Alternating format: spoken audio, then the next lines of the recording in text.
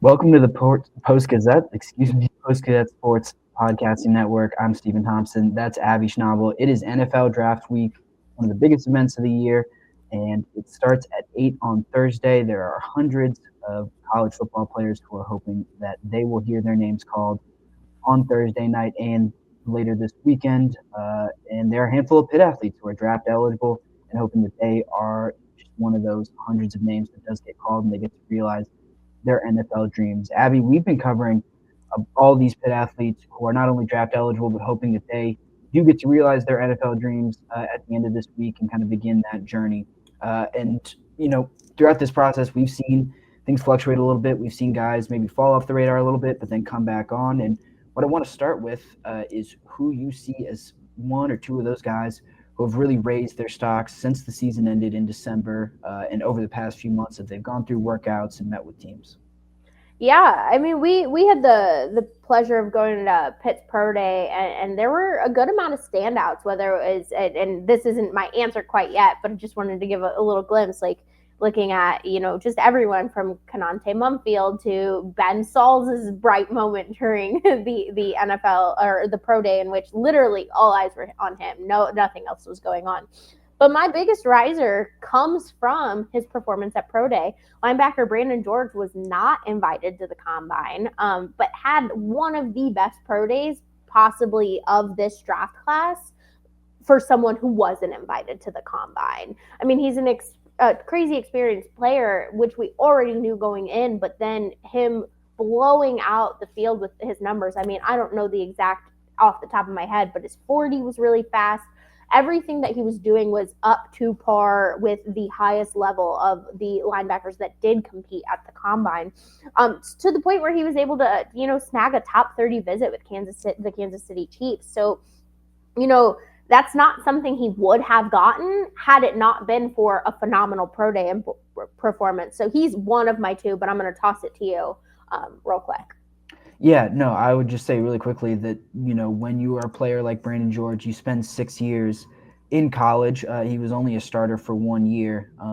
Even then, I think a lot of people assume that a guy like that is not necessarily an explosive athlete, will not always be an explosive athlete, and that they are someone who really has to rely on their experience and their intelligence. And Brandon is one guy, and I think we're going to talk about another one of them later, who showed that their experience comes with explosiveness and that he has NFL traits beyond just his experience and his smarts as well.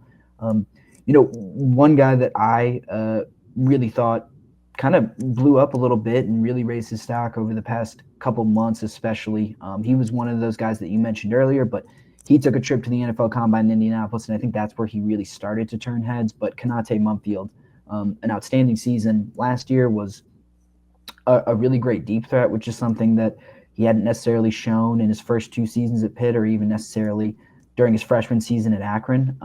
But he is someone who I think scouts will fall in love with once they turned on his tape, because while the production maybe doesn't necessarily stand out to you, about 800 yards and I think somewhere in the neighborhood of 6 touchdowns last year, really good year by all accounts in an offense that really loved to spread the ball around.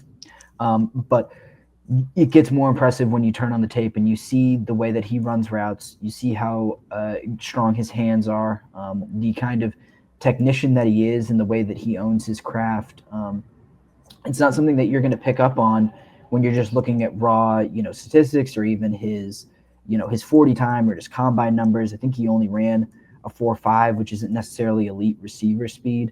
But he shows you the ability to separate against press, against man, against zone.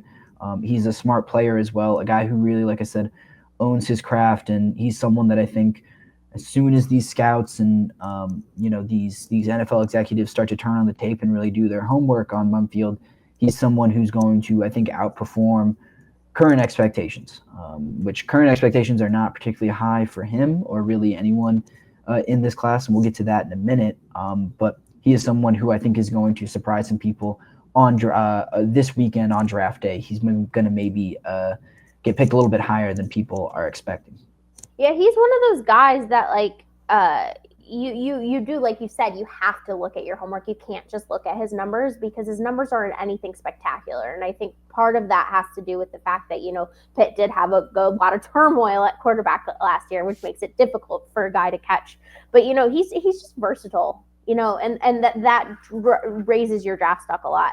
My last person that I wanted to bring up as a biggest riser is Donovan McMillan, another guy who was not invited to the combine but did show up pretty solidly in pro day. If you match his numbers up with pro day, he would have finished in about 7th among the safeties, give or take, obviously, because we're calculating those numbers at pro day. But, for a guy who led the team in tackles the past 2 seasons, his numbers, again, similarly, don't necessarily jump off the page. But I think what he did in front of all 32 teams at Pro Day made people be like, okay, well, maybe he isn't my number 1 pick. But with the history that Pitt has of not only just people in this or players in the secondary in general getting drafted, but safeties specifically getting drafted, they know that it's a safe bet to take a Pitt safety to camp to develop, because you've got guys like DeMar Hamlin and Jordan Whitehead and others in there that have shown what a Pitt safety can do. And I think Donovan's one of those guys that's going to not only benefit from that, but you have that aspect, and with his pro day performance and the numbers that back him from his past couple of seasons, that's what raised his draft stock. He was always kind of like, not necessarily high up there, but someone that scouts were looking at like, could he be a good pick? And then pro day kind of pushed it over the edge. And I think that's huge for a guy like him. He could be a really solid NFL safety.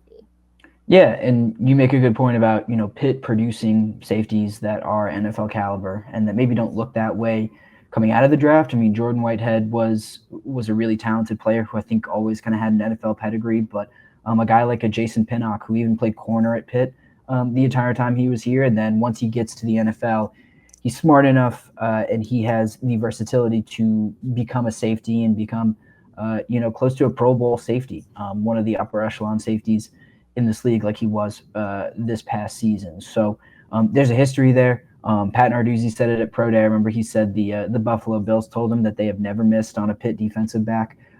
So there is clearly a reputation that Pitt has in the NFL for being able to produce NFL caliber defensive backs and safeties. Moving on a little bit, so we talked about some guys who have risen, some guys who have given themselves a better chance to be drafted, but there are a couple guys that we still haven't talked about. Let's talk about some of the dudes who have the best odds of getting drafted. As of right now, doesn't seem like Pitt has as strong an NFL draft class on paper as maybe they've had in the past. I mean, 3 guys drafted last year. They've had, I believe it's 19 guys drafted overall since 2019, which is second in the ACC. So there is an NFL draft history at the University of Pittsburgh, especially a recent history at Pitt. But it seems like this year, maybe some guys are flying under the radar, and this class as a whole is not considered as highly. But who are the guys that you see in this class that have the best odds of hearing their names called over the weekend? I think the safe bet answer is someone we have talked about already with Konata Mumpfield, so I'm not going to go too far into him, but I think if Pitt is to have someone be drafted, he is probably number 1 or 2 off of that list. But a guy who I'm really high on is Branson Taylor. I mean, he didn't get to compete in the combine. He was invited, but didn't get to compete in it just because he was dealing with injuries left over from the end of last season. But, he's had a really solid collegiate career, especially as an offensive tackle or not offensive tackle, outside tackle, at Pitt. And there are, some big name mock draft people who have him in the late rounds, 6th or 7th, because of his physicality. Like, he is an exceptional run blocker because of his build. I mean, he's 310 pounds. I want to say 6'6", 6 or something like that. I can't think of the exact number off the top of my head, and I forgot to write it down. But that's a guy that you can take if he doesn't have all of the fine details that an NFL team wants. That's a guy that has proven experience, who has proven physicality that you can kind of shape into who you want. And with the amount of mock drafts that are hot on him and his ability to perform well, like, I wouldn't be surprised if he snuck in there. I also won't be surprised if he doesn't, though. Yeah, I think Branson Taylor is one guy that I kind of had at the top of my list. He's, I think Pitt fans know especially that he was losing him in the Cal game this past season was kind of, the beginning of the end might sound a little bit dramatic, but it was where things kind of started to fall apart for that offense. It was where a lot of that offensive line shuffling started, which had a kind of trickle-down effect to Eli Holstein's health. So he was their best offensive lineman this year for the, I think, 6 full games, 7 games that he appeared in. And losing him was a huge blow. And if he didn't get injured, I think we'd be talking about Branson as a really surefire NFL draft pick, and we wouldn't have seen Pitt lose 6 games in a row to end the year. So Taylor is absolutely the top of my list. I think Mumpfield is right behind him. I agree with you there. But I also think we gotta bring up Ben Sauls. I am very, very excited about seeing if and when Ben Sauls is picked in this NFL draft. I mean, he is a guy that has an NFL-ready leg, and I think he's proven that over the past 2 years. It wasn't just last year, which was a really outstanding year, but I mean, you could even go back to 2022 where he had a really outstanding season as well. So he has been there and done that at the highest level of college football, and he's also done it for most of his career in a stadium that is notoriously hard to kick in, an NFL stadium that is notoriously hard to kick in. So I remember talking about it with someone this past season, but they described Ben Sauls as a weapon. He's an offensive weapon, which you don't get to say very often about special teamers and especially kickers, but his ability to, as soon as you get over midfield, put points on the board with consistency and accuracy, even in really adverse environments, has been extremely impressive to me throughout his college career. And I have to imagine that for every NFL scout who has been able to take a look at his film and seen him kick, they would have to feel the same way. So Ben Sauls is one guy that I am looking at as well. I'm personally, I just think it was so cool to see a kicker work out at a pro day. I don't think I've ever seen that before. And like you were there, the way that he kind of captivated the entire audience there. Everyone was excited to watch him work, and he was really good under pressure as well, which shouldn't come as a surprise to anyone who followed his college career. Yeah, I mean, missing your first kick could be very stressful, because he did. He went up there, missed the first one, and when you have all 32 scouts there, and all eyes are on you. There's no one else in that room. Or, well, there's a lot of people in that room, but there's no one else kicking. It could have been really easy for him to flop, but the fact that he regrouped, not only did he regroup, but the scouts kind of went away with the plan he had. So the fact that he was able to totally just kind of fly off the cuff with the scouts yelling at different distances and different things that they wanted to see was super impressive. I do feel like it's worth mentioning. I don't necessarily think these guys are going to get drafted. I don't think they have high odds per se, but I just wanted to call them out because I wouldn't be it would be surprising, but at the same time, it's it's the NFL draft. Is anything, especially in those late rounds, surprising? Mm-hmm. But 2 guys that I think people should have on their radar, not necessarily drafted, but on their radar, are Gavin Bartholomew and Nate Matlack. I mean, both have just been really solid players for Pitt, and unfortunately just haven't raised their draft stock enough. I won't be surprised if both of them get undrafted free agents, though, just because they are NFL caliber players. They just, compared to the other people in the draft class, especially within their positions, they just don't. They didn't test particularly well, and they just don't jump off the page. But keep an eye on them. You never know. Yeah, I think Bartholomew especially, a guy who has shown some flashes of his athleticism and his ability to catch passes and be a good run blocker. I think that's a really good one to keep an eye out for. Like you said, his testing numbers weren't particularly strong, but he was invited to the Senior Bowl, and I think turned some heads there. So he's one to watch as well. And again, a guy that we already talked about, Brandon George. I mean, when a team uses a top 30 visit on you, it means they're definitely keeping an eye on you, and then it means that you should be ready to take a call from them at a moment's notice. So Brandon George and Gavin Bartholomew, those are two guys that I would definitely watch as well. So we mentioned this a little bit earlier in the show, but I want to revisit it for a second. So, like we said, most of these guys not projected to be drafted. No one is really a consensus draft pick or a surefire draft pick. It seems like Pitt, which has had a player drafted in the last 11 NFL drafts, could be in danger of breaking that streak this year. So we don't know how that's going to play out over the weekend, but I just want your take, Abby. I mean, is it a problem that there maybe isn't a surefire NFL draft pick in this class? Should fans be concerned that maybe there isn't kind of the level of talent in this program, and is that reflected in this current NFL draft class for Pitt? What do you think?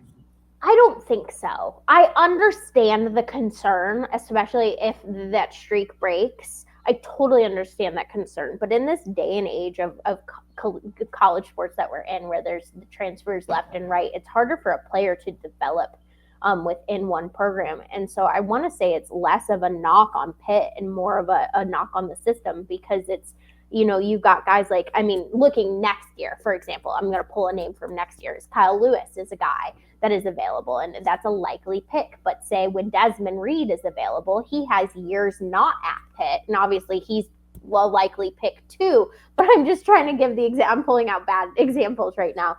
But it's more of the fact that, like, there are some of these guys in this draft class, in future draft classes, and in previous draft classes that haven't necessarily been at Pitt for the full years.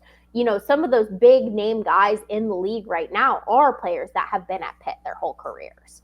And I think that is what shows more to me, is that in this day and age, it's harder for a guy for Pitt to develop players in the NFL or into NFL caliber unless they have them for a substantial year. But I'm less worried about just one off year, especially knowing what's to come next year and the year after, because there's just so much talent.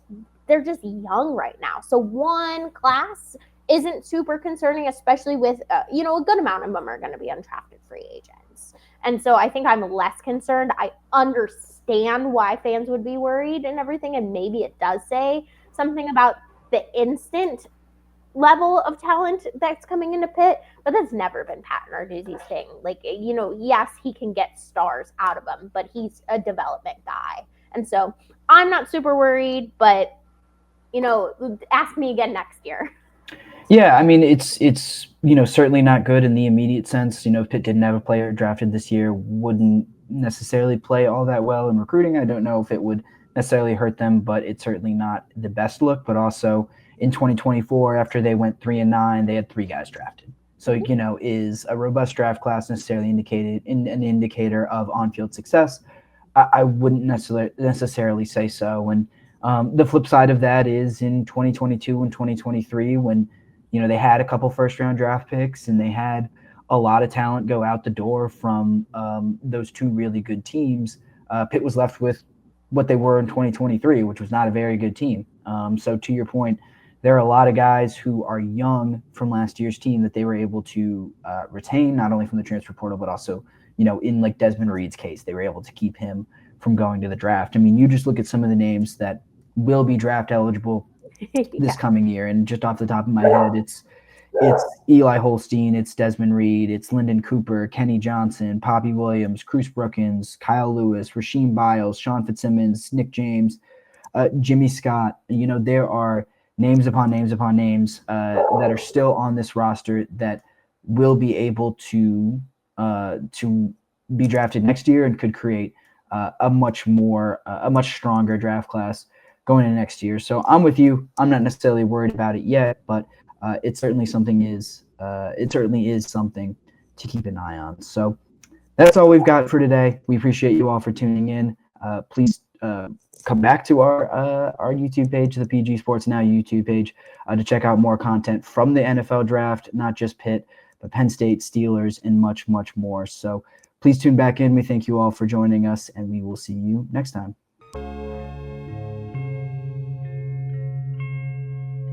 Thank you for checking out this content from Post-Gazette Sports. If you watch this video on YouTube, please like the video and subscribe to our channel. For all of the sports coverage the Post-Gazette has to offer, visit post-gazette.com.